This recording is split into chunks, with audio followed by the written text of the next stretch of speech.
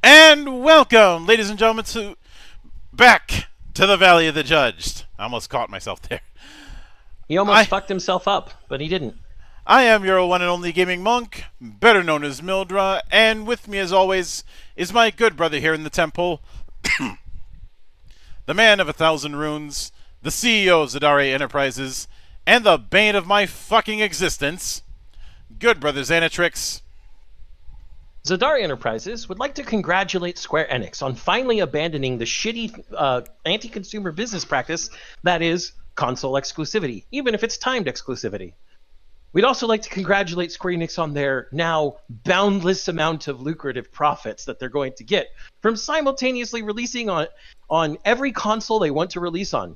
Include PC every time, by the way, Square Enix. You want to know why? It's the largest fucking install base in the world.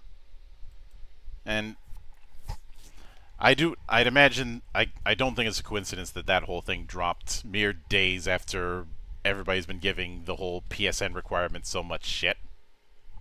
Oh yeah, there's no doubt about it that this is definitely probably something they were already thinking about doing, and this just gave them the impetus to do so. Plus, nobody wants a media circus. Exactly. And the whole PSN thing has become a media circus. Yep. But we're not here to cover that. Especially, although I may amend that down the road because I'm seeing certain people get their info completely wrong about the situation or use it to play stupid games. And thus win stupid prizes. But we are here. We are here to cover Eldritch Automata. And hold on a second. Reactive derped for a split second. Sorry about that. Happens. So some of you may go, wait, didn't you cover that already? Yes, I kind of did. A few months ago, some of you may recall that I interviewed the developer of Eldritch Automata as part of Monastery Live. And I enjoyed that interview. But unfortunately, the Kickstarter did not meet the goal. And the plan was to dial it back, readjust, and then come back. And that's what's happening. Next month, they're going to try again on BackerKit instead of Kickstarter. And unlike last time, I actually have a quick start guide, which is what we're going to be covering tonight. And part of the reason I'm covering it is, one, I want to see if my assumptions that I held at the time were correct. And incidentally, I prefer having some sort of quick start or some sort of draft that I can study in advance, because otherwise I'm flying blind when I do interviews. Yep. And more importantly, I want Eldritch Automata to succeed. And I'm willing to do whatever I have to in order to do that, because unlike some, I am not a dog sitting on a nail. Hey. We're often told, be the change you want to see in the world. Well, I'm resolving to do just that.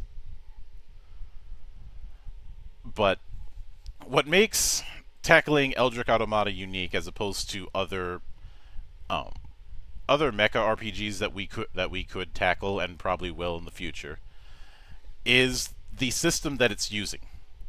This is using the Year Zero engine as its core. Now, the Year Zero engine is one that I am very familiar with. I've reviewed 2 games that use it on this channel, that being Coriolis and the Alien role-playing game, both of them very good games.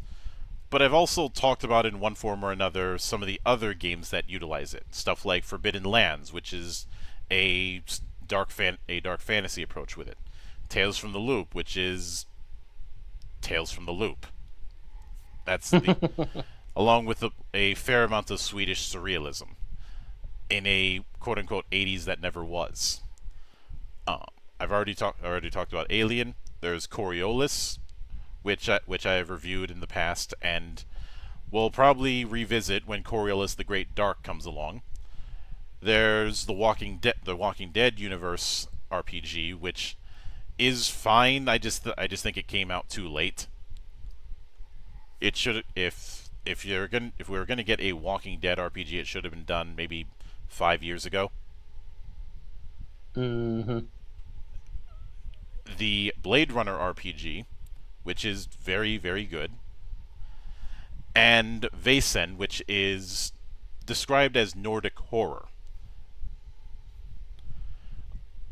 Point is, Year Zero is a system that I have a lot of familiarity with, and of course, how could I forget Mutant Year Zero? Patient Zero for the system. I mean, it's kind of in the name. But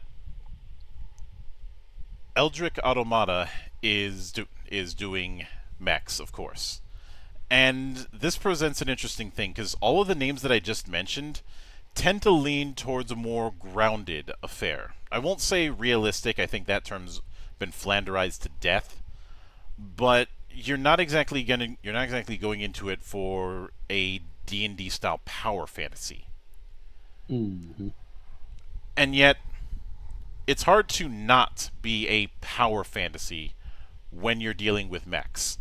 Even the most fragile Votoms-esque mechs is still on some level a power fantasy. The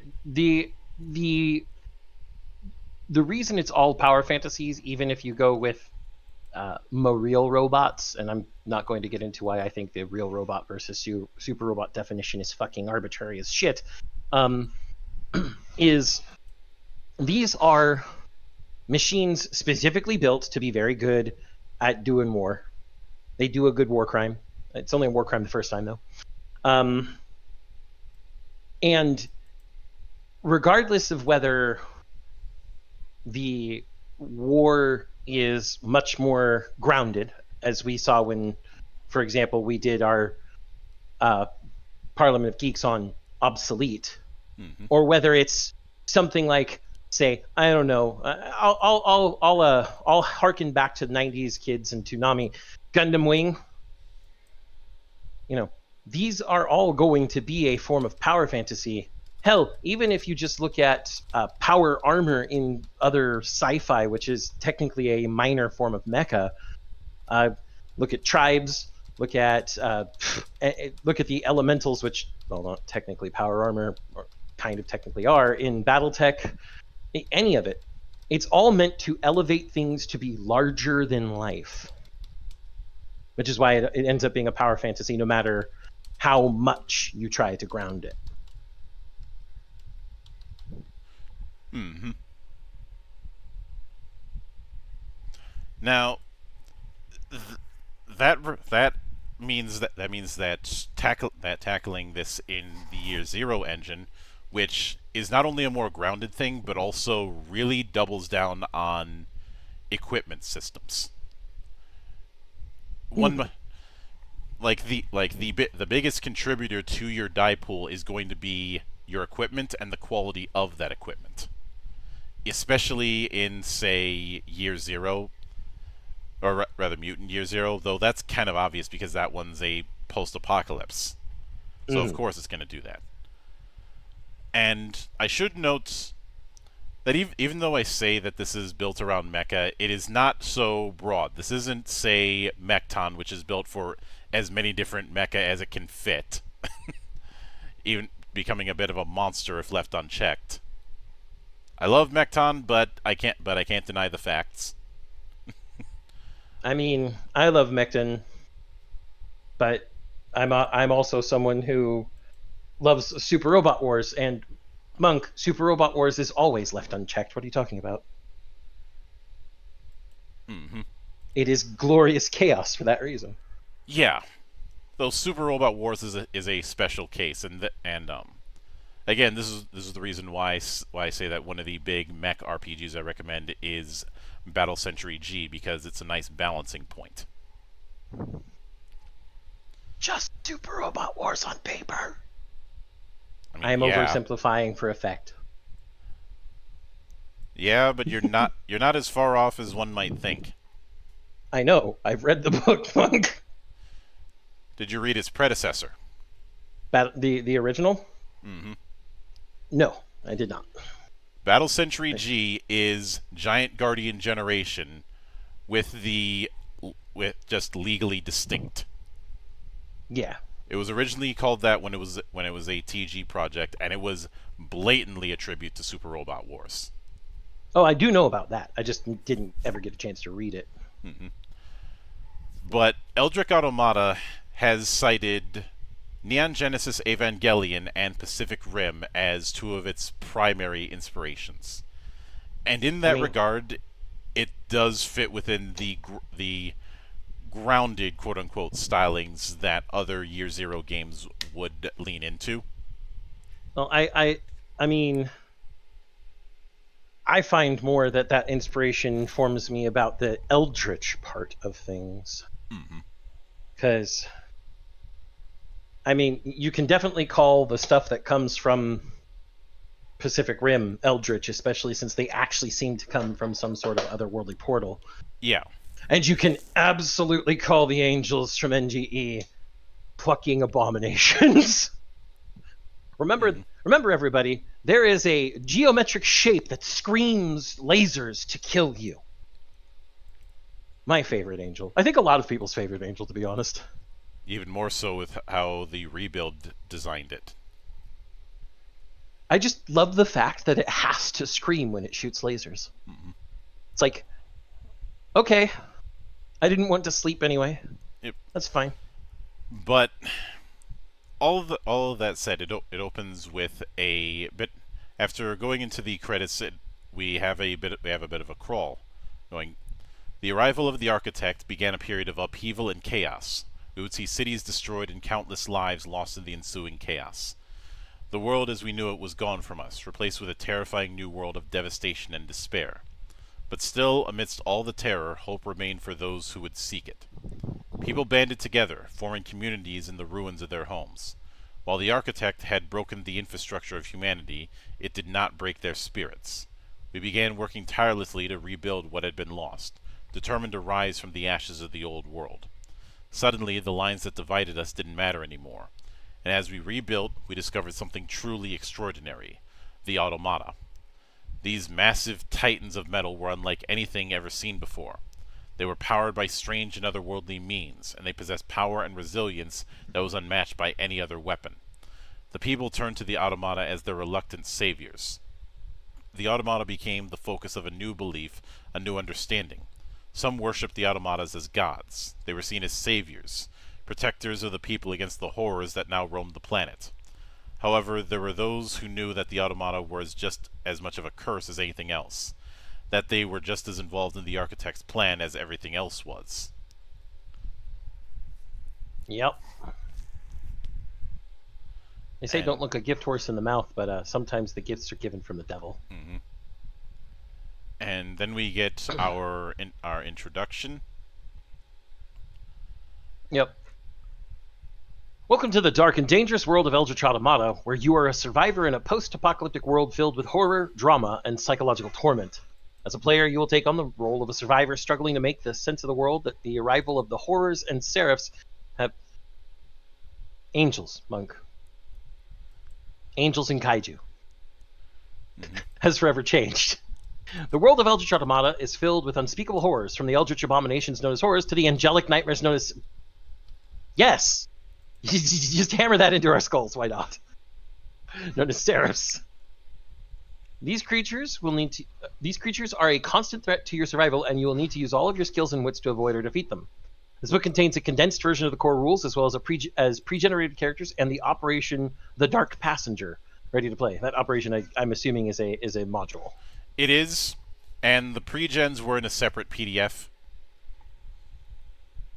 Okay. Although they are at the back of this book, but there is a separate PDF that has them in the way the character sheet is set up.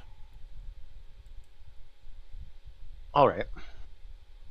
Being a player in Eldritch Automata means taking on the role of a pilot, someone who is strong and resilient, but also deeply flawed, struggling to keep their sanity intact in the face of unimaginable horror.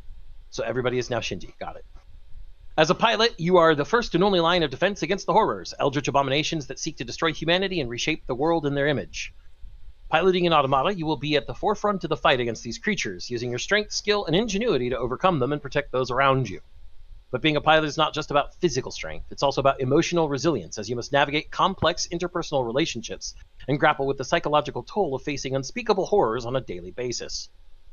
As pilots in Eldritch Automata, you are not just heroes, you are martyrs, struggling against the forces of darkness in a world that has been forever changed. Each of you has your own unique backstory filled with pain, trauma, and loss. But despite all you have been through, you have chosen to fight for a better tomorrow, to protect those you love, and to preserve humanity in the face of unimaginable horror. Then it goes into what is a role-playing game, role of the players, role of the GA, which is their term for the GM. What's in this book? This Quickstart guide covers the essentials of Eldritch Automata. Everything you need to pick a pre-generated character and delve into the Dark Passenger is included, from an explanation of the core mechanics of the system to how to run both combat for both pilots and Automata. Use this guide to get a feel for the themes and action horror focus of Eldritch Automata. Run the Dark Passenger or other scenarios you've designed using the pre-gens and share with your friends. What isn't in this book is several other systems. Some things they refer are things you might see on the pre-gen character sheets, such as pilot and Automata archetypes, talents, tags, horror, toxicosis, seraph radiation, and expanded options in horror toxicosis. That's a bit of a... Try saying that 5 times fast. That 5 times fast.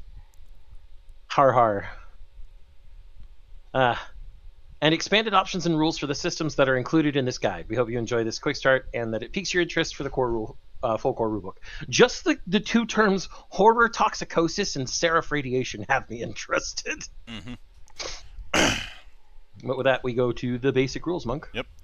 Starting with tools of the game. Eldritch Automata gives you plenty of room for improvisation and creativity, yet also provides a number of tools to help you create your own story. Then character sheets, self-explanatory there. Then dice, since this is a year zero game, you're only using d6s, and only d6s. And they say you're going to want 10 to 15 d6s in 3 different colors. Which is standard practice for year zero games, and there's a reason for it. Yep. Then we get attributes and skills. There are 12 core skills in total in Eldritch Automata connected to one of the 4 attributes: strength, agility, empathy, and wits. Then the core skills are machinery, endure, close combat, mobility, pilot, ranged combat, observation, science, survival, manipulate, command, and medical. So 4 sets of 3 for each attribute. Yep. And those were also in order of the 4 core attributes. Mm-hmm. Each 3 were associated with the attributes in the list from prior in that order. Yep. Then we have rolling the dice. The important thing is you're rolling attribute plus skill plus any modifiers.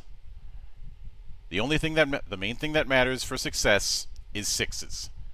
If you roll at least 1 die that results in a 6, the roll is a success. If you want additional effects, you need more 6s. If you want to roll without the skill, then you just roll the attribute. If you want to push the roll, i.e. push your luck, you can re-roll all the die that didn't result in a success and roll them again. However, if you fail that roll, things can get worse. Yep. Then we have stress. Which can be treated as die that you add to a skill roll, increases your chance of success. But if you roll a 1 on a stress die, even on a successful roll, you incur a panic roll. Rolling more 1s on stress dice than you have successes causes stability loss. Both panic rolls and stability loss are explained later in stability. Stress is completely removed after spending a shift in a safe place resting. Panic is explored later. In fact, it's explored next. So I'll let you take that. All right. When you roll a 1 on a stress die, you make a panic roll. A panic roll consists of rolling 1d6 plus your current level of stress. The resulting sum of the roll decides how badly you panic, with lower ranges being mild to downright debilitating at higher levels. Mm-hmm. When we have rolling as a group, which it's essentially you choose a leader, and if others help, if there's a failure at all, you all fail. But the rule doesn't apply in combat, where each pilot is free to attack any enemy they like. Mm-hmm. See, then help from others. Help is a +1 modifier for each person helping, maximum of 3. Yep. We have opposed rolls, where rolling a 6 isn't enough to succeed, and you'll have to do an opposed roll, which is just get more successes than your adversary. Kind of self-explanatory in many ways. Then we get to stability and ego. Eldritch Automata is a game of introspection and hope in the face of despair. In this is represented by your 2 in-game stats, stability and ego. Stability. This represents your own mental fortitude against the onslaught of dangerous unraveling, the horrors/seraphs due to your mind and soul. It is your determination that slowly wanes as the situations pile on tougher and tougher. It is dwindling hope in the face of despair. As long as you have stability, you have a reason to keep fighting. Stability is equal to your wits attribute. Ego. This represents your sense of self. It is the realization of you as a person. It is the currency you use when piloting or being near an automata. Pilots who operate automata often report feeling a loss of personal self. Instead, slowly eroding when touched soul to soul with the automata they pilot. It's equal to your empathy attribute. That's literally just the AT field. That's literally just the AT field. And when you go into the fucking plug and go too deep in plug depth, you start having ego loss. That's literally just yes. Mm-hmm. Evangelion definitely had many influences here. Then we have breakdown. Breakdowns occur when your stress level escalates and slowly erodes your stability. When your stability hits critical levels, 0, and finally completely erodes, you lose your sense of reason and enter your breakdown. During a breakdown, you must act according to your archetype's breakdown field. Acting against your breakdown reduces your roll to 1. You're also unable to use strands, which hasn't been explained yet, as your tenuous grip on reality affects your ability to draw on connections with others. When you regain your stability, you regain up to half your max score in stability. Then it says stability loss is caused by rolling ones on stress dice, on more ones on stress dice than successes, and through high panic rolls. It is possible to lose more than one stability with a given roll. Stability is restored by 1 point every shift of time when you are in a peaceful environment. And then ego loss. Ego is your sense of self, and as you pilot and become one with your automata, it begins to erode and break down. Ego loss is usually drained through the use of talents, as well as... Oh. You there, Zen? Here with the panic types ranging of 1 to 6 up to 16. 1 to 6 is stable, and you're able to keep it together. These go up from now individually from 7 to 16 as trembling, anxious, sullen, shaking, freeze up, scream, runaway, hallucinations, berserk, and disassociate. Trembling is agility is reduced by 1 for remainder of scene because you start to tremble. Anxious reduces stability by 1. Sullen reduces ego by 1. Shaking, the stress level of you and all friendly PCs in short range of you increases by 1. Freeze up, you tense up in fear, losing your next slow action. The stress level of you and all friendly PCs in short range of you increases by 1. Scream, you lose your scream, losing your next slow action. Stress level is reduced by 1, and every friendly character who hears your screams must make a panic roll. Run away. You can't do this anymore. You have to run. You must flee from danger until you are in what is deemed a safe place.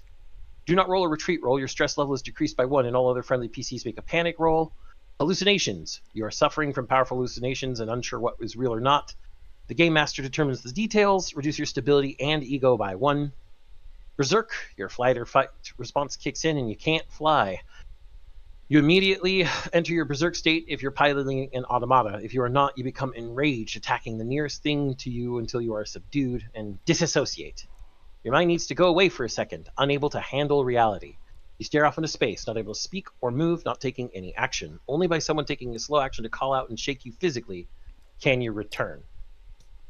And this also goes into berserking. When your ego totally erodes, you berserk. Berserking is similar to mental breakdowns, where you must act according to your automata's berserk description. Acting against your berserk reduces your roll to only a single die. When your automata drops to 0 durability, you may decide to berserk, restoring your durability to full. You cannot do this if you are already berserking. While berserking, you are unable to draw on strands to aid in your goal. When the berserking ends, your ego is set back to 1 and you immediately lose 1 stability. Berserking ends when the danger is past, immediately dropping your automata's durability back down to 0 and shutting down. That's just literally Ava 01's berserk mode. Yep. Then we have strands.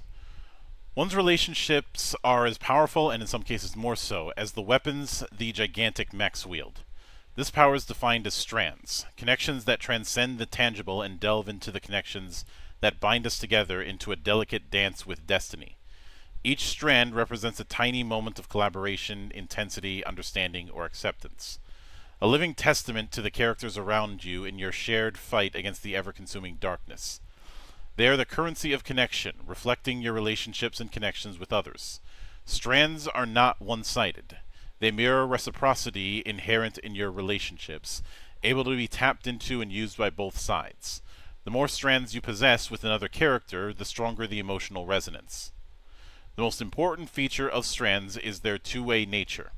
Pooled and accessible by both sides of the connection, strands are a resource to be shared and rationed. This quickly becomes a balancing act as strands are used from both sides, a reflection of how much we give and take from in our relationships. Then we have gaining strands. There are multiple ways to gain strands through roleplay and other talents. The two most common methods of gaining strands are being granted one from your GA or from your pilot archetype's strand talent. A GA can choose to bestow your character with a strand as a reward for narrative milestones. These milestones can be marked as pivotal moments in your character's unfolding story, encapsulating a shared experience between two characters or groups that bind the character together.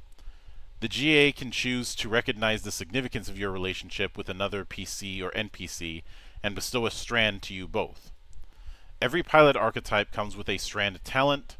Strand talents, while similar in their activation, all play out differently and become a distinct aspect of how your character forms relationships. Most, if not all, strand talents trigger upon an intimate moment of connection between your character and a PC or NPC. This can be a heartfelt conversation, a moment of vulnerability, or a leap in understanding between two characters. It's important to note that when we talk about relationships, we don't just mean platonic or romantic ones. Rivalry, bitter resentment, and even strong dislikes are all expressed through strands. All of your characters' emotional connections, even their negative ones, are important.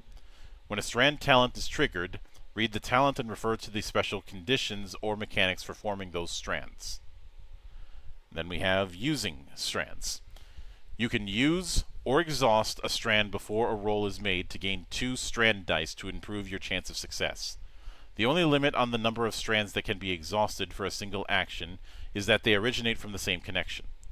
Strand dice provide a unique twist on your chances of success. Unlike regular dice, strand dice grant success on a 1 and a 6. Exhausting your strands opens up the potential to turn the tables, accomplishing harder to impossible tasks or further cementing your chances of success on crucial rolls. However, should the roll still fail, the strand is still exhausted. While strands are a powerful resource, they are not infinite in their capabilities. Once exhausted, strands are unable to be used again until they are refreshed. The process of refreshing stands is done in the downtime between combat in the lull of action. While your connection with a specific person may be tapped or even strained, you can restore that connection much like you do in real life. Spend time with the person. Strands are refreshed by spending quality time or having an intense emotional milestone with the other person. Quality time is defined as spending time equal to at least 1 shift. This shift can be spent in roleplay, or you can lightly summarize how you and the other person spend time. Your GA ultimately decides what results of this and whether or not it is enough to refresh the strands. Forming a new strand immediately refreshes all strands you have with that individual, so keep forming those relationships and connections with others. And then we have breaking strands, and I'll let you take that. When you decide to use a strand against the character it's shared with, you are forcibly shattering the bond with them. Your intent to hinder and oppose their actions manifests in ego-fueled backlash. You can oppose one of 2 penalties, but each has a cost. First, you can declare that you're breaking a strand whenever a player character, or the game master portraying an NPC, declares their action, but before they roll. This is done after the character decides they are rolling, and they cannot negate their own roll or action as a result of you declaring a break. You can break a single strand in order to reduce the target's dice pool by 2 for the roll. This is taken out of the regular dice pool first before stress dice are added. You may also choose to break all strands with a character. Doing this is not only a rejection of their actions, but who they are fundamentally. As long as you have 3 or more strands and break all of them, you reduce your target's die pool to 1, regardless of how many dice they began with. With a single die, 1 in 6 chance to roll a success, failure is almost guaranteed. Breaking a single strand, while severe, leaves room to improve one's relationship and interact with them again. However, breaking all strands is no trivial matter. It is a narrative choice that reverberates through the story, altering the dynamics between characters forever. Characters whose strands are completely broken are unable to form connections with one another. Their strands are unable to be reforged, their only exception being through specific hope talents. Mm-hmm. Then we move on to combat and engagements. Yep. We have range and time. Intense battles often unfold on a map that represents the location where your characters struggle to survive. The map is divided into zones, which may be a room, a corridor, or a specific area of ground. Zones can vary in size, ranging from just a few steps across to approximately 25 meters. They are typically smaller in confined spaces than in open terrain. Maps and Automata. Due to the size of Automata in retrospect, in a normal battlefield, Automata-focused battles work on a conversion of simple size. Automata are generally around 80 meters tall, so the old Evangelion's height. Unlike with Rebuild, where they're all basically standardized around 40. Mm-hmm. And their zones are typically about 500 meters. A massive battlefield for ordinary combatants is merely a walk for an automata. Hardships and... I think that's an article, or an artifact there. That hardships and setbacks doesn't make sense to be there. Range and categories. The distance between you and your opponents is divided into 5 range categories. See the table below. The ranges are engaged, short, medium, long, and extreme. Engaged is right next to you. Short is in the same zone, but not necessarily right next to you. Medium is either up to 25 meters away as a pilot or 500 meters away as an automata, and that's considered in the adjacent zone. Long is 100 meters as a pilot or 2,000 meters as an automata, which is up to 4 zones away. And extreme is up to 1 kilometer away as a pilot or 20 kilometers away as an automata. And then we have measuring time. We have 3. There's a bit of a rule of 3 that goes on. A round is 5 to 10 seconds, which is what's used in combat. A stretch is 5 to 10 minutes, usually used in exploration. And a shift is 5 to 10 hours, usually used in recovery. Though in my experience, the amount of people who would use 1-to-1 time are minimal. Yeah. And we have initiative and actions. When combat begins, the first step is to determine who has the initiative. Do this before everyone rolls dice for an action. Everyone rolls 1d6 plus agility, with initiative then calculated from highest down to lowest. When all the participants in the combat have acted once, the round is over and a new round begins. The round order remains the same throughout the whole conflict. Rolling initiative is only done once at the start of the first round. So, standard fare. Then, surprise. If you perform an attack that the GA deems surprising, you may roll initiative twice and choose which one of the 2 results you want. Then, changing initiative. You never roll for a new initiative spot during a fight, but you can exchange your initiative spot, and thus your initiative for that round, with another player character. This can be done at the start of the fight or the start of the round, but never in the middle of a round. You and the other player character must be able to speak to each other to exchange initiatives. So you do have a little bit of freedom. Yeah. You guys can swap for 1 round. Yep. Taking actions, you have 1 fast action, you have 1 slow action and 1 fast action, or 2 fast actions. Slow actions usually consist of rolling for a skill. A fast action is quicker and doesn't require rolling dice, though it might. Then we have movement. To move during combat, you can spend a fast action to run from one zone to a neighboring zone between short and engaged range from an enemy PC in the same zone you're already in. Crawling. If you are prone, you can't run. Instead, you must crawl. Crawling works just like running, but it's a slow action. That means you can't crawl twice in the same round. In a cramped zone, crawling is the only movement possible. Then close combat. If you have an active enemy at engaged range, you can't just walk away from them. Instead, you must retreat. And fleeing the conflict. If you're losing a fight, retreating and returning with backup might be better. If you want to leave the conflict immediately and you don't have any enemies at engaged range, you can make a mobility roll.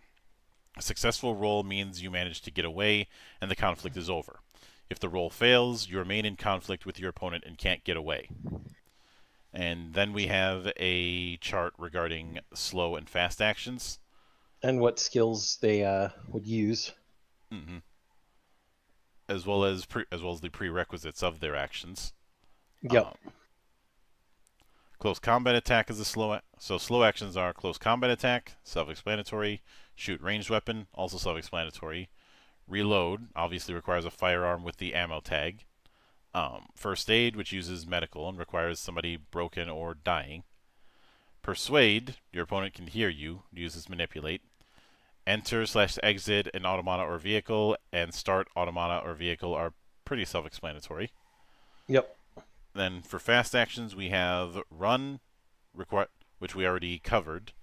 Move through a door/hatch, get up, draw a weapon, block attack is a fast action, interesting. Grapple attack is a fast action, also interesting. Retreat, aim, seek cover, obviously requires cover in the same zone. Grab the wheel, pilot, and use item are pretty self-explanatory. Yep. Then we get sneak attacks. I'll let you take that. Okay. When you stalk someone and your attack catches them unaware, it is called a sneak attack. First, roll an opposed mobility roll versus your target's observation. You get a modifier depending on how close you want to go. See the table below. The table says with the ranges, engaged is a -2 modifier, short is a -1 modifier, medium is 0, long is a +1, and extreme is a +2. If you want to attack in close combat, you usually have to move to within engaged range of your enemy. If you fail, your opponent spots you at your starting distance, roll initiative. If you succeed, you get a free action, slow or fast, but not both, before you roll initiative. Your target cannot block a sneak attack. Sneak attacks are always done individually by one attacker against one target. And then we get to close combat. You use the close combat skill when you attack someone with your bare fists or a melee weapon. Close combat usually happens at the engaged range from your target. You can fight unarmed or use a weapon, which may grant bonuses. Drawing a weapon from its sheath or a belt is a fast action. To attack an opponent in close combat, you need to be standing on your feet. If you are prone, you must first take a fast action to stand before you can attack. While you are prone, standing enemies get a +2 modifier on all close combat attacks against you. If your close combat roll is successful, your attack hits, and you inflict damage to your target's health/durability equal to the weapon's damage rating. You can spend additional successes on stunts. Stunts are explored in the full rulebook. If you're using the quick launch only, each stunt grants an additional point of damage, or can be spent on grapple if you have the grapple tag on your weapon.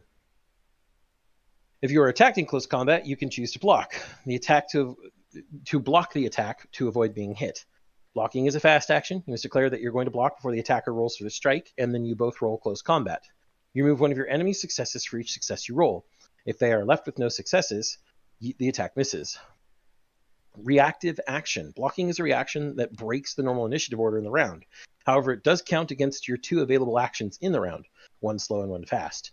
Each time you block, you lose 1 action later in the round, and if you have already used both your actions, you can't block. When it's your time to act, it might therefore be wise to save your fast action if you fear you might be attacked later in the round. And then blocking unarmed. If you are unarmed, you can only block unarmed attacks from other people, which means you can't block weapon attacks. Makes sense. Mm-hmm. And then we'll move on to grappling and leave that to you, Monk. Yep, grappling. I feel like I'm being attacked by you leaving grappling to me, but okay. Hey, you can't feel attacked because you started this book at a specific page for your reading, and we've been trading off page by page. You set yourself up. Yep. If you grapple your opponent as a result of a tag, both you and your opponent fall to the ground. The opponent drops any weapon they were holding and cannot move. The only action they can perform is an attempt to break free, which is a slow action that succeeds if the opponent wins an opposed close combat roll against you. While you are grappling, the only action you can perform, apart from releasing your movement, is a grapple attack. This works as a normal unarmed attack, strength plus close combat, but is a fast action and cannot be blocked. And then we have disengage. If you have an active enemy at engaged range, you must make a mobility roll to move away to short range from them. If you fail, you can still move, but your enemy gets a free close combat attack against you. The free attack doesn't count towards their actions in the round, and you can't block it. It's basically the normal disengage rules to prevent AOO. Mm-hmm. Now then we have ranged combat. You use your ranged combat skill when you shoot at someone from a distance. You need to be able to see your target. You also need a ranged weapon, even if it's simply something to throw. Drawing a weapon is a fast action, while firing a weapon is a slow action. Then we have aiming. If you take your time to aim carefully before squeezing the trigger, you get a +2 to your attack roll. Aiming is a fast action. If you do anything else except shoot your weapon after you have aimed, or if you are hurt, you lose the effect of the aim and need to take another fast action to aim again. So then we have range. The weapons tables indicate the range of each weapon, i.e. the maximum range category at which the weapon can be used. The farther away your target is, the harder it is to hit. At medium range, you get a -1 modifier. At long range, you get a -2. At engaged range, you get -3 because it's hard to draw a bead on an opponent that close. You don't get this penalty if you fire at a defenseless or unwitting enemy. Instead, you get a +3 modifier. And we have target size. Firing at a large target, such as a vehicle, gives a +2 modifier on the attack. Firing at a small object, such as a hatch or handheld item, gives a -2 modifier. And then we have a bit of a chart that summarizes it. Then resolution. If your attack hits, you inflict damage equal to your target's health or durability equal to the weapon's damage rating. For every extra success you roll, you add an additional point of damage. And firearm and ammunition. Ammunition for firearms is handled on a lump sum of reload mechanics. Weapons with the ammo tag have either 3 reloads, 1 reload, or 0 reloads. Every time you are forced to make a panic roll, you can choose to empty the clip. Your reload rating is reduced by 1. If you're ever forced to reload and your reload rating is currently 0, you are considered out of ammunition. Then we have cover. When enemies are shooting at you, hunkering down behind cover, preferably something solid, can save your life. Taking cover in the zone you're in counts as a fast action. Objects have a cover rating. When an attack is made, you add the cover rating to your Eagle field or armor, pilot only. Then we have a few examples ranging from 1 to 5 for cover rating. Something like furniture, that's 1. A wooden door is 2. A tree trunk is 3. A wooden wall is 4. A stone wall is 5. Yep. Then we have health and damage. I'll let you take that. Okay. There is a little sidebar I'd like to mention here. Empty the clip. When you need something as dead can be, sometimes you just have to keep pumping ammo. When wielding a weapon with the ammo tag, this counts as a normal ranged attack, but with a few differences. You get a +2 modifier on the roll, and you're forced to reload your weapon. You also gain a level of stress. Then we get to health and damage. Eldritch Automata is deadly. The rewards for your PC may be great, but the only thing you know for sure is that you will suffer all sorts of damage along the way. Damage is applied on a successful close combat or ranged combat roll, and increases via stunts. Damage can come in many forms, and the severity of the damage is dependent on the die rating of the damage. Light damage deals 3, medium deals 5, heavy deals 7, extreme deals 10. The types of damage are health and durability damage. This is the most typical type of damage that is inflicted on the pilot and automata. It's bodily and structural harm. Then there's ego and stability damage. Often, horrors and seraphs are able to attack the very mental glue that holds the pilot and automata together. This type of damage is usually psychic, mental, or supernatural in some way. Then there's other attribute damage. Other attacks from enemies can sometimes target other attributes, whether it be slowing you down by reducing agility, sapping your strength to fight, confusing you to the point of damaging your wits, etc. Then we have broken. When your health, durability, or stat score reach 0, you are broken. This means that you are put out of action in one way or another. Exactly what it means to be broken depends on whether or not you're controlling an automata. For health, you're knocked senseless. Roll for a physical critical injury. If you're not dead, you can only crawl and mumble through the pain. You can't perform any other actions, and you can't roll for any skills. If your strength or agility is drained to 0, you collapse from exhaustion. You can only crawl and wheeze, you can't perform any other actions, and you can't roll any skills. If your wits is reduced to 0, you're paralyzed by fear or confusion, as your wits is tied to your sanity. I think it means stability there. That might be a holdover. Yep. Yeah. As your wits are tied to your stability, when you're broken via wits, you suffer your breakdown. And empathy. You break down in despair or self-pity. As your empathy is tied to your ego, when you're broken via empathy, you start berserking if you're controlling your automata, else you suffer ego death and become catatonic. Oh. Okay. Additional damage. If you suffer any damage to health or durability after you're already broken, you suffer another critical injury. Yep. Then we have recovery. As long as you're not broken, you recover 1 lost health and 1 of each stat per shift, so 5 to 10 hours of rest, assuming you're not suffering from anything that blocks recovery. A successful medical roll can assist in accelerating this. Then getting back up. If you're broken, the fastest way to recover is for someone else in the same zone to treat you by making a successful medical roll. You immediately recover a number of points in the broken health/stat equal to the number of successes rolled. Ego and stability cannot be treated this way. Further medical rolls have no effect, and the same person can only try once. If no one helps you within 1 stretch, you recover anyway and get 1 point back in the relevant health/attribute score. After you're no longer broken, you recover the remaining lost attribute points normally, as above. Critical injuries can still affect you after all your attributes are restored, however. Then critical injuries. If you're broken and have suffered a critical injury, there is a risk that you will die unless you are treated in time. And then you'll find a table of critical injuries at the end of this section. When you suffer a critical injury, roll d6 or 2d6, one for 10s, one for 1s. Consult the table to see what type of critical injury you've sustained. And D66 is just like in Sword World or Astro Infernum. Then we have coup de grace. An opponent who has lost all health/durability is broken. If it's an intelligent being with wits, then it's no longer considered a threat, and you want to give them a coup de grace and kill them outright, you suffer 1 point of damage to stability. Killing in cold blood is not as easy as you might think. Note, this does not apply to seraphs and horrors. So basically, if you're killing other humans, you suffer a point of stability damage. But if you're killing the things you're supposed to be killing, well, it's just another day at the office. Then we have healing. Each critical injury has a specific effect that you suffer during the healing time indicated, measured in days. Then care. If someone manages to medically aid you during the process of healing a critical injury, the remaining healing time is reduced by half. Any earlier roll to save your life does not count towards this. A new roll is required to reduce the healing time. And stats.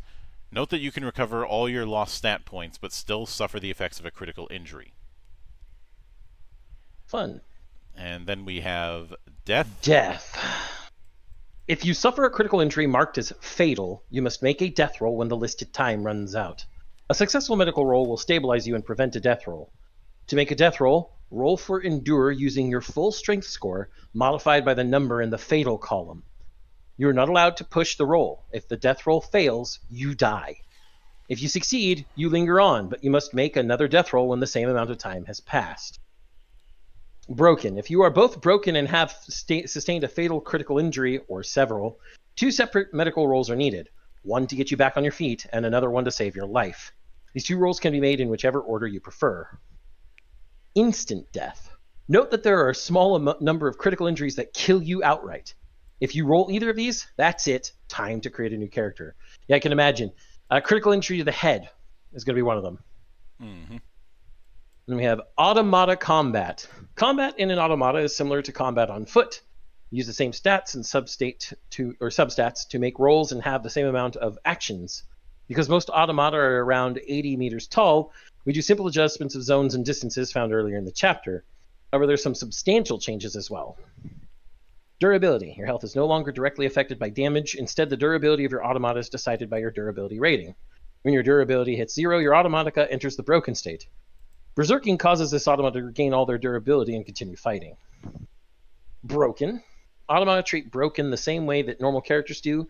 They are unable to act, and they roll on their own special critical injuries table listed below.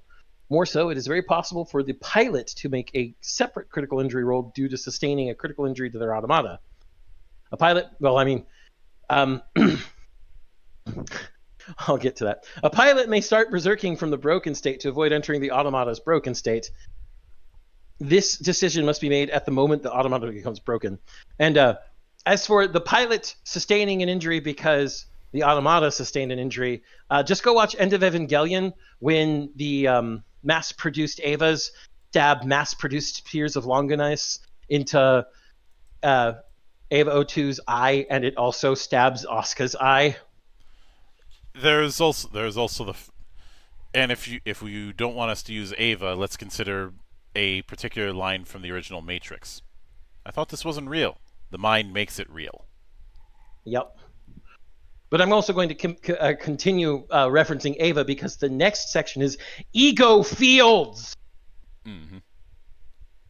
This isn't an absolute terror field at all. Not an AT field at all. Because it's just all Automata pilots have an ego field, a manifestation of the pilot and Automata's will. This ego field creates an almost insurmountable defense that only horrors and seraphs can pierce. Horrors and seraphs have their own ego fields as well, which operate by the same mechanics. An ego field must be pierced and depleted before any damage can be done to the Automata. Ego fields serve as an initial damage threshold that must be surpassed in order to inflict damage. Once damage is calculated, it is applied against the target's ego field. The ego field rating is subtracted from the initial damage, and any remaining damage is applied to durability. It's your soak. Whenever damage goes beyond an ego field's rating, it's considered pierced. Whenever an ego field is pierced, make an ego field degradation roll. And for the degradation roll the rating of your ego field. For every one rolled on the dice, lower your ego field by 1. If an ego field is completely degraded, normal human weaponry will start to have a noticeable effect on your automata. And then ego field recovery, your ego field refreshes to max after a shift of rest. Mm-hmm. It's just the AT field. It's just the AT field. Totally the AT field. Yep. Then we have the critical injuries table. Before that, we have a sidebar about broken NPCs, which is important because broken seems to be very important. NPCs can be broken in the same way as PCs. An NPC can treat a PC and vice versa. However, dice are usually not rolled when an NPC medically aids another NPC. Instead, the Game Master decides what happens. The Game Master can also decide that a minor NPC who is broken simply dies. But with the critical injury table, starting at 11 all the way up to 66, because that's how a D66 works, we have winded, stunned, crippling pain, sprained ankle, blood in eyes, concussion, severed ear, broken toes, broken hand, knocked out teeth, impaled thigh, slashed shoulder, broken nose, crotch hit, broken ribs, gouged eye. Hey there, Oscar. Nice to see you. Busted kneecap, broken arm, broken leg, crushed foot, crushed elbow, punctured lung, bleeding gut, ruptured intestines, busted kidney, severed arm artery, severed leg artery, severed arm and severed leg, cracked spine, ruptured jugular, ruptured aorta, disemboweled, crushed skull, pierced head, impaled heart. Those last 4 are instant deaths, by the way, just so everybody understands that. The first 3 critical injuries don't actually have any effects, and they are not fatal. And the critical injuries don't start becoming fatal up until, fittingly, number 44. Yes, because we totally want to reference the number for death.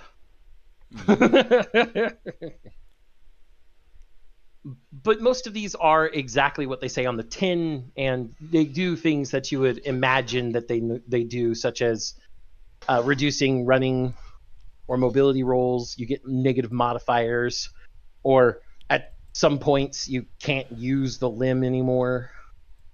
Stuff like that. Mm-hmm. Obviously, the fatal stuff. It says there's a specific amount of time where you have to make the death roll.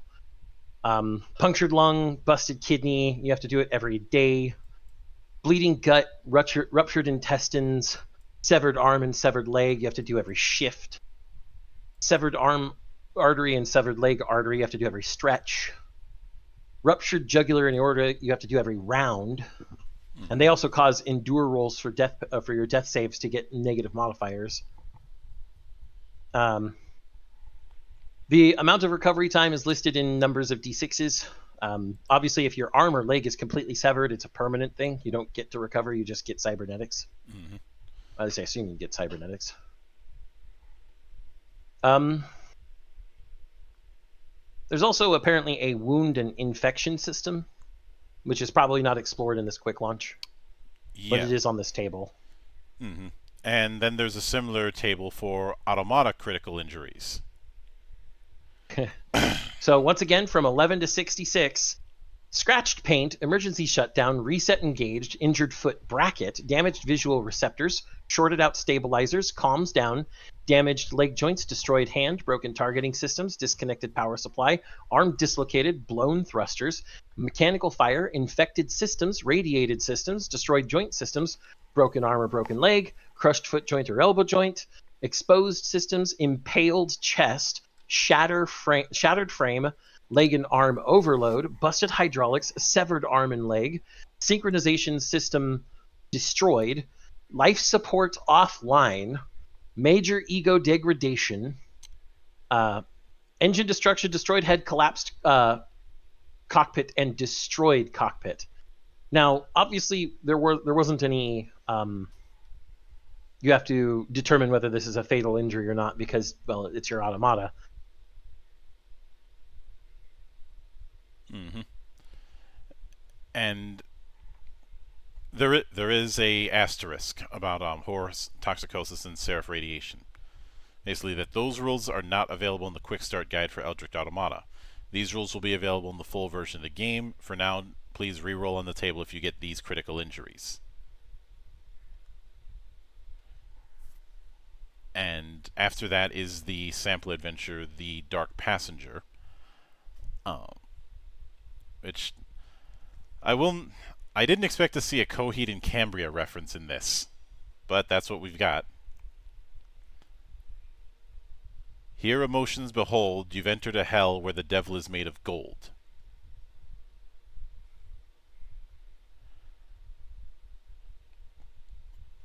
And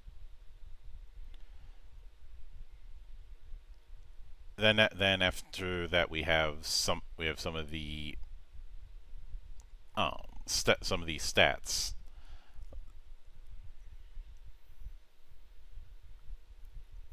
And well, given one of the um, given the seraph entry that we have, yeah, they're not even trying with the whole angel thing.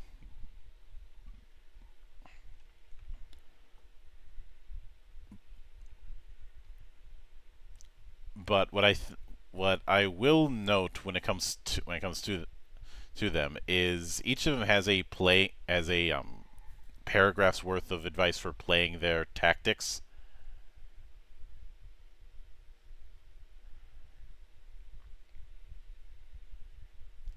But after that is some of the NPCs, and then the pre-gens.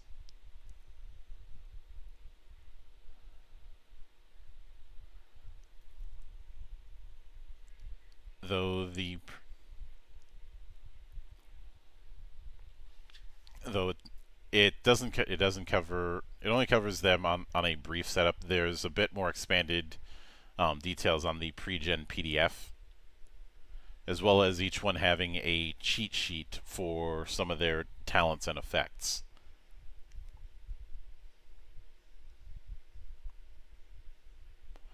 Uh, for in there's also the fact that each character is composed of a concept, a pilot archetype, an automata archetype, an ambition, and a regret. And obviously the whole thing with strands, which we mentioned, and the the fact that you can have multiple strands with a certain character very, very clearly, and the talents,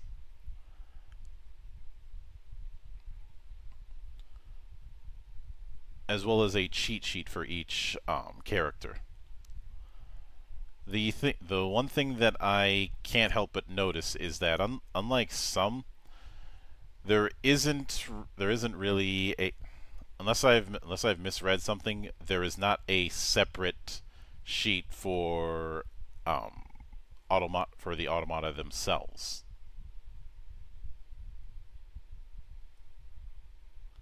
In fact, let me check. Nope, no, there isn't. So it is going with this idea that you're using the same build setup when in automata style combat, unless I see something that states otherwise. Actually, unless I'm misremembering, when I brought that kind of thing up, he had said that no, you're not going to be doing a separate sheet just for automata. And in fact, you kind of have that with the combat data for which of health, stability, and ego for characters, and durability and ego field for automata. The from what I'm seeing, it is definitely dedicated to its vision. But for people who are mech fans, I would exercise a little bit of caution. If you're approaching this thinking that you're going to be doing just any sort of mech affair against Eldritch horrors, that's not exactly the case. This has a very specific thing in mind. Um, what I would And the fact that there isn't the kind of mech customization you would see in other mech RPGs might be a hurdle for some people. I'm not saying that this game needs to have it. I'm saying that some people who are coming in with that assumption might need to temper their expectations because it's very clear that's not what this is going for.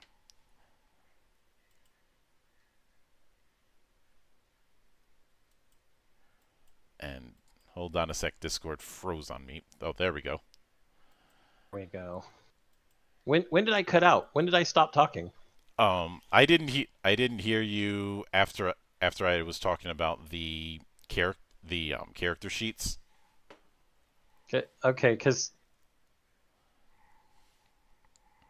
I didn't hear you after the Automata critical injury table. I stopped hearing you. You stopped responding at Yeah, that point. what I had said is that this particular with this particular system, depending on your background with mecha, temper one's expectations. Yeah, This is no, I not get going to that. be a game where you're going to be doing the a armored core level or BattleTech level of customization of your mecha. It is going to be built around archetypes very clearly. Yeah, yeah. The big question that I do have is how is it even it's very clear looking at the pre-gen sheets that there's talents that are gained from archetype and there's talents that are gained from automata. Hmm. So it is looking like that's one of the main forms of customization. My question is how much of that is going to be there? And I We'd have just to see sent the core book to yeah. really understand. And I know that the Year Zero engine wants to have everything in one sheet. Um, because of the way talents work, I don't think that is a good a or even just the way some of the descriptor tags right at the start work. I don't think that's a good idea. Hmm. I mean, hell, you I just sent you the pre-gens PDF, and you can see each one has a one-page cheat sheet. So I'm saying add a second page if you can help it, just for this kind of thing. Yeah, yeah. And in fact, let But me. the customization, we're not going to get a good look at it unless we see the core book. Mm-hmm. But it definitely looks interesting. It's something I'd love to look into further. Um, I am I have made no secrets about my love of Evangelion, uh, even within Mecha itself. While not my top favorite, that is and always will be Gao Gaigar. Um, Evangelion still holds a very special place in my heart. So the inspirations from Evangelion here have been just wonderful. And to be to be honest, um if I was if I was running this, um I probably would end up running something that's like like a hybrid between a typical super robot and Ava. So in other words, I'd basically be running Pacific Rim. Or Razafon. Probably a little of column A and a little of column B. Yep. Um, 6 of one, half dozen the other. mhm. If only because of the fact that I know that this is going with the whole people dealing with the horrors, but it's important to establish the totality of things, which is why say Shinji's school life was so important for the story of Evangelion. Hmm. I mean, Oh, it, it is a bit frustrating when when he starts developing friends and ends up acting like he doesn't have any, but that's a whole other story. Well, I mean, that's the crux of Ava in general with the whole hedgehog's dilemma, which was given its own. I mean, that dilemma was given its own uh, episode within the series because that theme is that important. And its own music in the OST. Which, by the way, if you're gonna do a Mount Rushmore of anime composers, Shiro Sagisu has to be on that list. Um, Hiroyuki Sawano, Shiro Sugisu, Yuki Kajiura, and Yoko Kano. There you go. Yeah. There's the Mount Rushmore. We Hmm. mentioned three of them before in our last parliament, so there's the fourth, Shiro Sugisu. And I know some people find his work a bit repetitive, but considering the volume of his body of work, I think that alone earns a spot. Oh, of course. You know, the same reason if you're doing one on opening music, you must have Ichiro Mizuki. This is not an argument, Hmm. And but if you're gonna do one on music suites, you absolutely have to have Sawano. mhm. The man composes like a goddamn devil, and I love it. Yeah. But the reason why I would draw upon Pacific Rim is it's demonstrating how society changes with the notion of giant robots being a thing of reality, Hmm. and how that affects folks. I mean, in some regards you have some Jaeger pilots who are almost like rock stars. Yeah. Whereas with Eva, they had to keep things mostly secretive, Hmm. even though most of the world has been ravaged by Second Impact, and Tokyo 3 is really the only or one of the better places remaining. Hmm. Even if it's a case of Tokyo 3 being in a near endless summer, Hmm. but the the point is that in something like Pacific Rim we see the effects of this kind of thing, not just in the higher echelons, but even in the lower things, like people scavenging um mech battles for parts, or scavenging dead kaiju for other parts, Hmm. and even how it affects local faiths in the area. But given given that, I can the other reason is that I feel I firmly am of the belief that you can have a suitable amount of darkness in your story, but you need to have a counterweight. This Hmm. is this is the reason why the term think of the term comic relief, with the emphasis here being on the word relief. A lot of people associate comic relief with annoying characters, Yeah. and while that they can certainly be that when done improperly, the intent is to provide a levity during situations where the tension is ramped up. And because of that, if I was running Eldritch Automata, I would have the base be the equivalent of a castle town.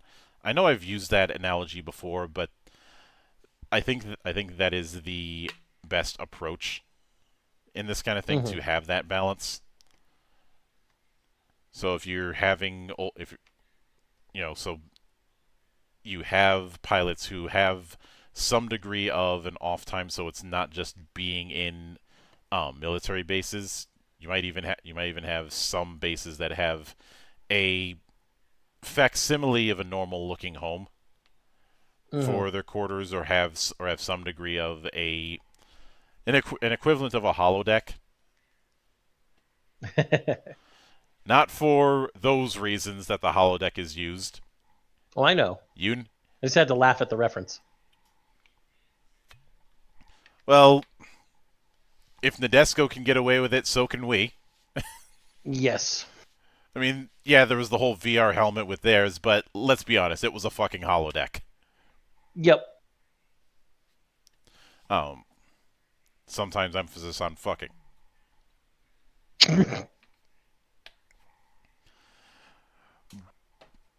But the point is that's probably the approach that I would end up taking. One of I can Something that I do find kind of amusing when I see people look at games in the year zero system is there's this assumption that it's freeform when it's more of an archetype based affair. Certain archetypes will have certain talents and have more of a skewing towards other ones. That's that's been standard fare throughout it, and I'm actually glad that it does that. The reason I like a archetype design is that you can have kind of a balance. There's a little bit of freeform, but there's also a little bit of structure.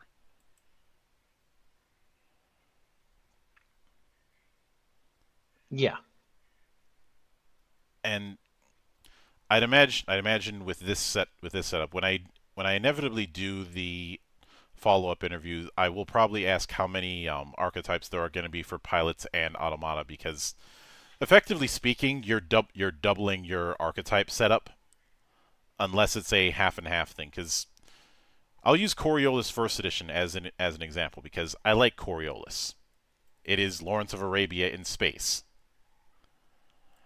So you usually have a few tags regarding appearance.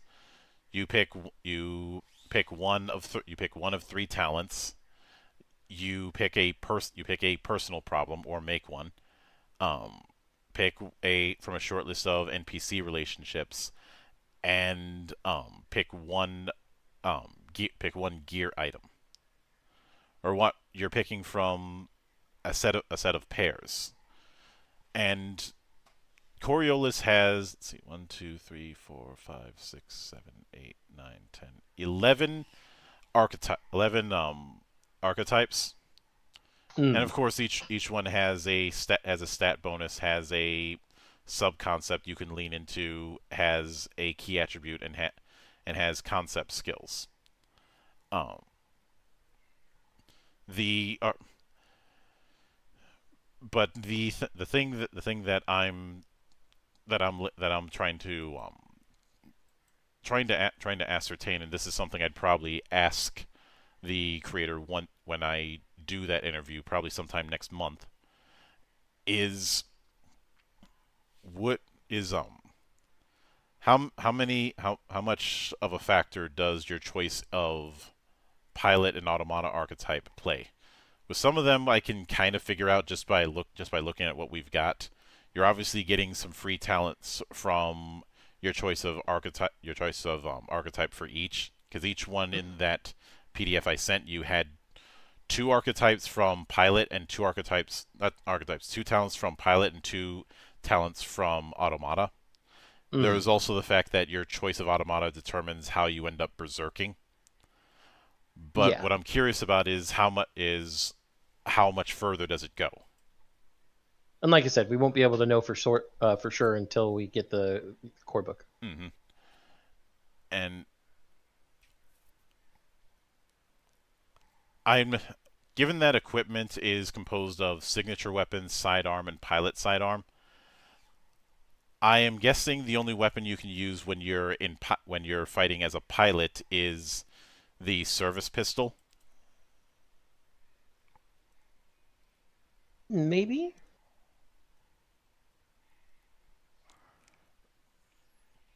because the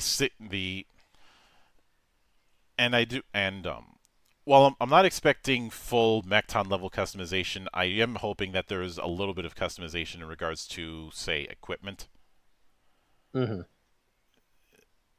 especially since we didn't see anything in the way of other equipment for each pilot, and some characters um, don't have. It doesn't outright say what the source of each talent was, though that may be an artifact. And since you brought up the Hedgehog's Dilemma, one of the talents, one of the not talents, but one of the pilot archetypes is the Hedgehog's Dilemma. Heh.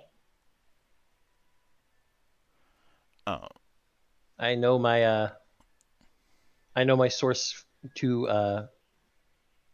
too well. Mm-hmm.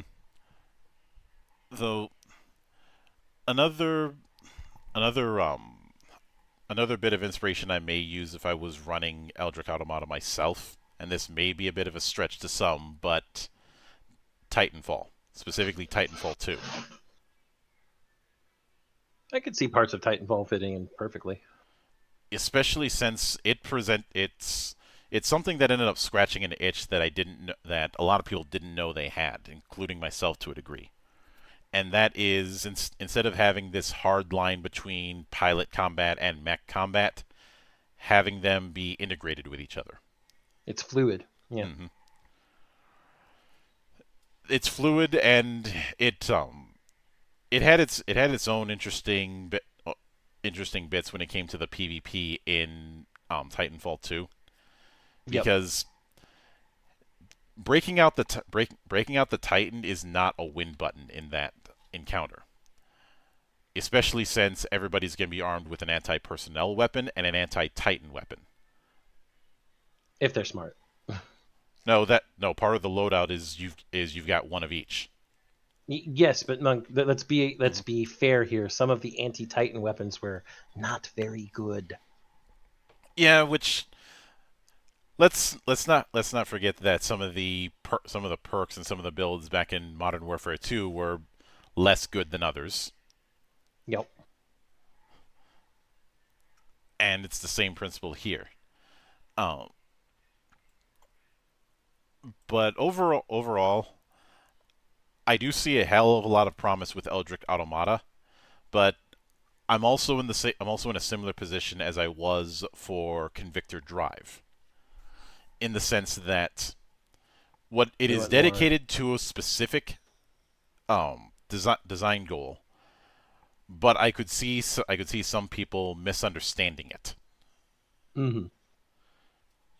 With Convictor Drive, we saw a lot of people referring to it as as the Common Writer RPG, when that's not entirely accurate. Yeah. It was a combination of elements. Mm-hmm.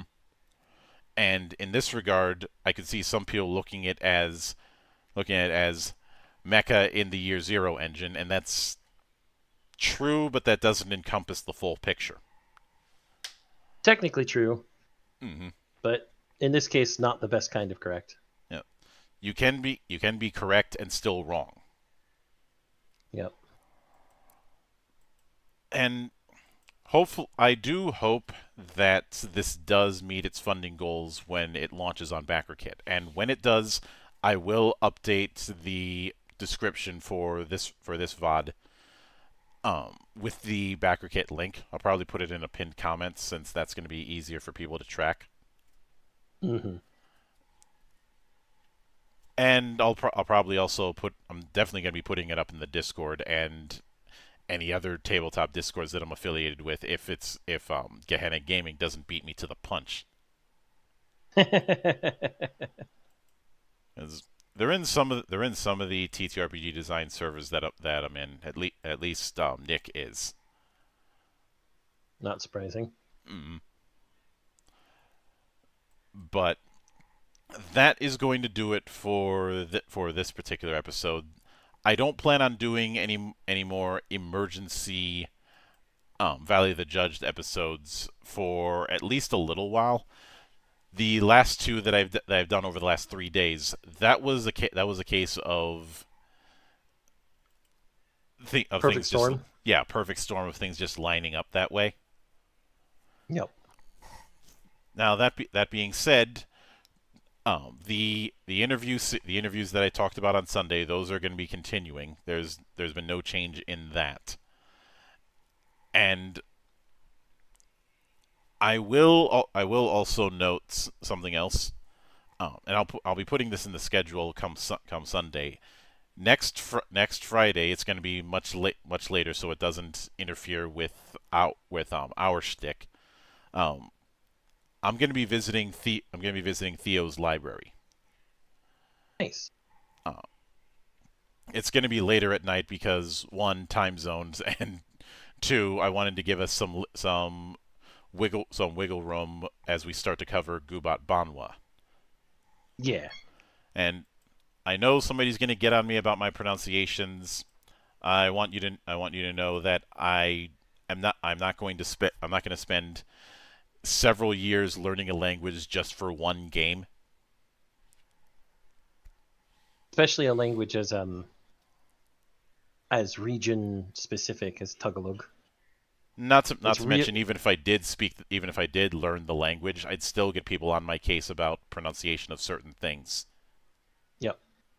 Because look, proper pronunciation is always going to be on some level tied to accents, and I'm not going to be changing my accent. I'm not a voice actor. Hmm. And even with voice acting changing their accents, there's still limits. Not limits in the reasons why that some people are claiming, but just there's only so much you can do with your own voice. Yep. It's like how you can train for years to catch with your opposite hand. Don't. But at the end of the day, there's still going to be that dominant hand is still going to be the one you reflexively go for. He tried to preempt me because he knows I'm ambidextrous. Mm-hmm. And even then, I'm pretty sure there's moments where there's one arm you're going to reflexively go for more than others. Absolutely. Mm-hmm. I mean, there's times where I use one arm for one thing and the other arm for something different. Yeah. Like, or feet as well. It also works with feet. Yeah, it's Ambidexterity isn't perfect. mm-hmm. It has a lot more wiggle room, but again, it has its limits. Mm-hmm. But like I said, that is going to do it for this particular thing. We will be doing the regularly scheduled Valley of the Judge this Friday, since we're going to be starting our journey through Gubat Banwa. And of course, I'll have plenty of other surprises along the way. But until then, on behalf of the good brothers present and not present, my name is Mildra. I am your gaming monk. Stay fucking frosty, everybody.